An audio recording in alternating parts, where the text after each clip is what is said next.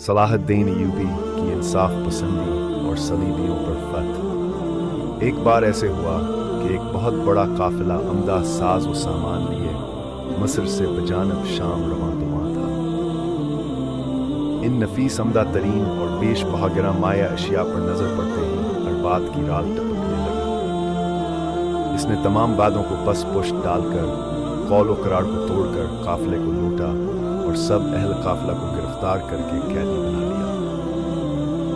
ٹھس کھپ مطابق ٹھس ٹھاؤس پا، وہ موسم گرما میں اربات اپنی فوجوں کو لے کر نکلا۔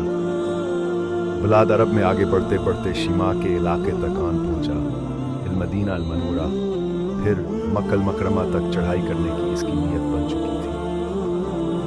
اس کے لیے وہ پڑتول ہی رہا تھا کہ فروخ شاہ صلاح الدین کے بھتیجے نے، جو دمشق پر اس کی طرف سے قائم مقام تھا، اردن پر حملہ کرنے میں پھرتی سے کام لیا، جس کی وجہ سے اربات اپنے تخت سلطنت کر کو بچانے کے لیے واپس پلٹنے پر مجبور ہو گیا۔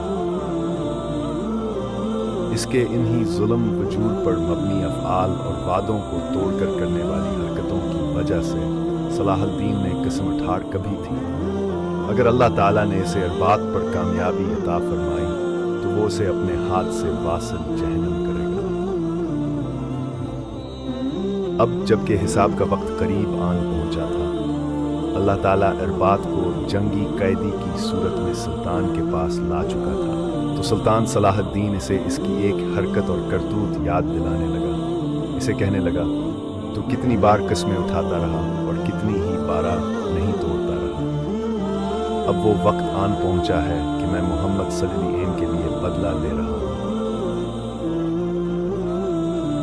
اس کے بعد اسے اسلام قبول کرنے کی دعوت دی، جسے اس نے ٹھکرا دیا۔ پھر اس وقت سلطان ناصر صلاح الدین نے ایک تلوار نما منجر کو درمیان سے پکڑ کر اسے مارا۔ پھر اس سلطان کے کسی ساتھی نے اس ملاؤن کا کام تمام کر دیا، پھر اسے گھسیٹا گیا، مشہور و معروف قیدیوں کو دمشق کی طرف چلایا گیا اور ایک قلعے میں انہیں بند کر دیا۔ ابن شداد کے بقول مسلمانوں نے دورہ انتہائی زیادہ ہمسرت و فرحت آور کمال درجے کی خوشیوں میں بسر کی۔ اللہ ہر بالز تسبیح و قدوس کی تعریفوں اور شکر کے جملوں سے فضا گونج رہی تھی۔ اللہ کبرا اور لا لا اللہ کی صداؤں میں اتوار کی صبح ہوئی۔ آخر ربیع الاخر 68 ہجری کے چہار شنبہ کے روز سلطان نے کہا کی طرف کوچ کیا۔ یہ مشہور بندرگاہ جو تاجروں اور سوداگروں سے بھری ہوئی تھی اور جس نے بقول اور خمچاٹ کے پچھلے زمانے میں مغرب کی نہا طاقتور فوجوں کے حملوں کا تین برس تک مقابلہ کیا تھا، دو روز بھی سلطان کے مقابلے میں نہیں ٹھہر سکی۔ سلطان نے اہل شہر کو امانہ اور آزادی دی، اپنے سب سے قیمتی اسباب جو لے جا سکے لے کر وہاں سے چلے جائیں۔ جمعہ کے روز سلطان شہر میں داخل ہوا، قاضی فاضل الحسن پر مصر سے آ گئے اور سب سے پہلے نماز جمع ساحل کے علاقہ کا میں پڑھی گئی۔ اس کے بعد نابلس، حیفا، کیساریہ، صفوریہ، ناصرہ دے کے بعد دیگرے بہت جلد بغیر کسی مزاحمت کے فتح کر لیے گئے، اور اسی سلسلہ فتوحات میں تمام ساحل کو چند ہی ماہ میں سلطانی افواج نے مسخر کر دیا۔ ایک مورخ نے ان میں سے بعض مشہور مقامات کے نام اور ترتیب ذیل یکجا لکھ دیے ہیں: تبریہ، کذیب، مالیہ، اسکندرونہ، تعین، ناصرہ اور صفوریہ، قولہ جنہیں ارمین، دیوریہ، معاصر، بایان، مبسطیہ، نابلس، الجون، رحاسنجل، بیرہ، یافا، ارسوف، کیساریہ، حیفا، صرفت، سیدہ، بیروق الحابیال، حسن، جبیل، مجدلیبہ، مسجد الاحمر، عطر، بیت الخیل، بیت حباب، دعزہ، اعتقلان، محل صافیہ، حل اللہم، لابزیلہ، قریب القدس، صوبہ، ہرمز، صلح، عضو الشقیف۔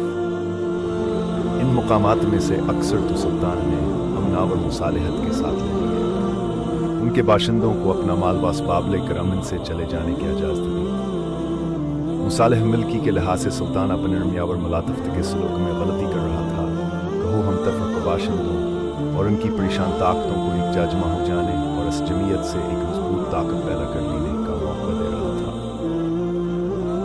جب سلطانی فوج نے قلعہ کو توڑ کر شگاف ڈالا اور سلطان نے باشندوں کو سفقت بہامن قبول کرنے کے لیے کہا تو انہوں نے انکار کیا اور مقابلہ کے ارادہ کو نہ چھوڑا۔